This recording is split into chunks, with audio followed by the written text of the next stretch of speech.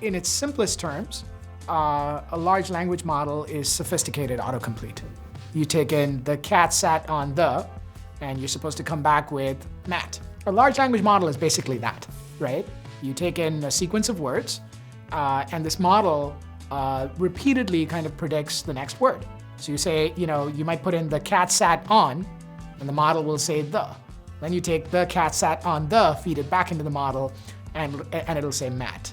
So this is actually commonly referred to as autoregressive generation, right? Fancy term for basically autocomplete. So that's a language model, okay?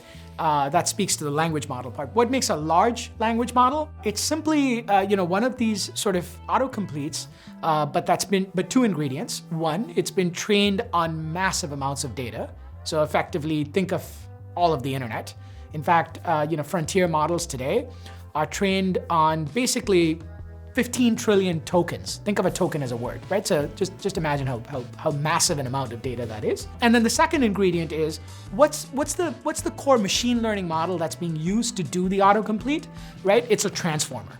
Okay, and so a transformer is this sequence model, right? A type of machine learning model that was invented now some 8 odd years ago, and it's these two ingredients. A transformer for autocomplete, all of the data on the internet equals large language model. So large language models, right? They effectively encode two things.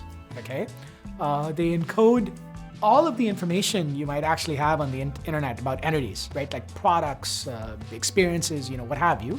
And by virtue of how they've been trained, they also encode the preferences of human beings.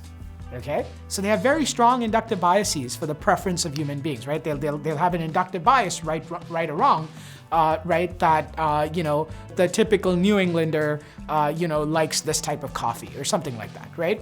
And so that's baked into these language models. Now this is particularly useful for commerce. Now there's two ways of looking at this, right? A more facile way is to sort of say, we can, this is a fancy model. Maybe it's going to be better at doing things like search or whatever it is.